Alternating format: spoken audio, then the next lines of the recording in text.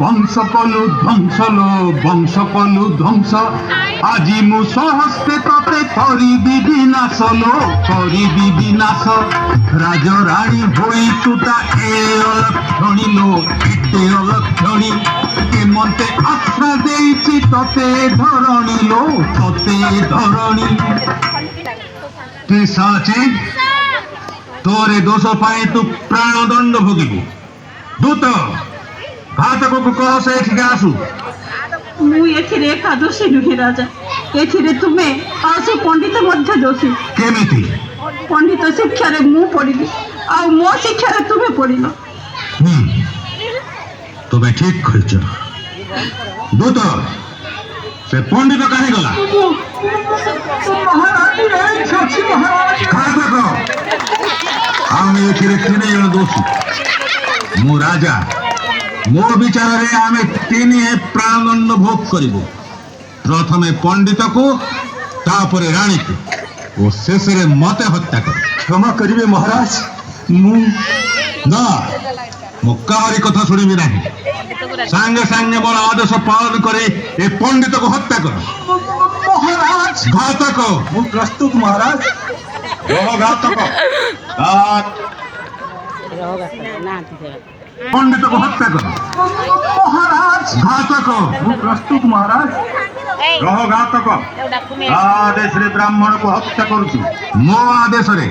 ଓ ଆପଣ ଏ ଦେଶର ରାଜା, ଏ ବ୍ରହ୍ମ ହତ୍ୟା କରୁଛନ୍ତି କାହିଁକି? କେବଳ ବ୍ରହ୍ମ ହତ୍ୟା ନୁହେଁ, ପଣ୍ଡିତ ପରେ ରାଣୀ ଓ ରାଣୀ ପରେ ମୁଁ, ଆମେ ତିନି ଜଣ ପ୍ରାଣଦଣ୍ଡ ଭୋଗିବୁ। କାହିଁକି? ଏ ପଣ୍ଡିତର ବୁଦ୍ଧି ରାଣୀଙ୍କର ବ୍ୟତିକ୍ରମ ହେଲା। ରାଣୀର କୁଶିକ୍ଷାରେ ମୁଁ ମୋର ବୁଦ୍ଧି ବିବେକ ହରାଇ ବସିଲି। ଫଳରେ ମୋର ଜ୍ୟେଷ୍ଠ ପୁତ୍ର ସୁଧୀର ପ୍ରାଣଦଣ୍ଡ ଭୋଗିଲା।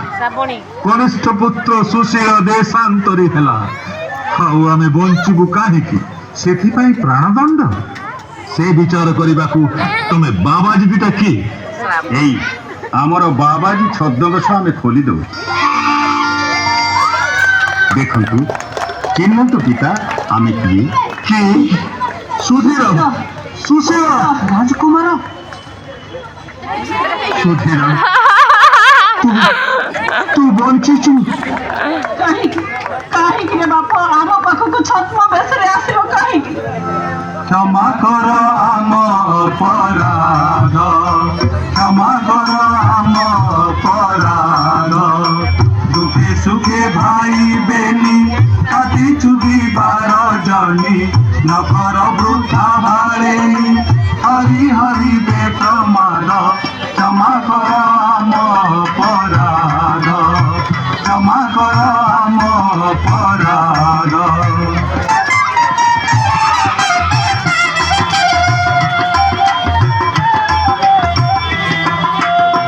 কর্মর লেখাম্বর খণ্ডিব সাজকার, কর্মর লেখাম্বর খণ্ডিব সাজকার।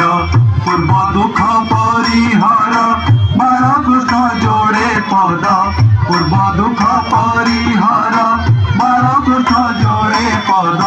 ক্ষমা কর আম অপরাধ, ক্ষমা কর আম অপরাধ। ପିତା, ଯାହା କର୍ମରେ ଥିଲା ତାହା ଭୋଗ ହେଇଯାଏ। ମୁଁ ବର୍ତ୍ତମାନ ବିଜୟଗଡ଼ର ରାଜା। ଆପଣ ସୁଶୀଳକୁ ସିଂହାସନ ଦେଇ ସମସ୍ତଙ୍କ ମନୋବାଞ୍ଛା ପୂରଣ କରନ୍ତୁ।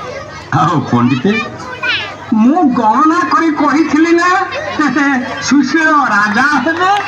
ସୁଧୀର, ସୁଶୀଳ ପିତା, ମୋର ପୂର୍ବଜନ୍ମ ପୁଣ୍ୟର ଫଳ ମୁଁ ପାଇବି। ମୁଁ ଧନ୍ୟ। ଆସ ସମସ୍ତେ ଉଆସକୁ ଆସ।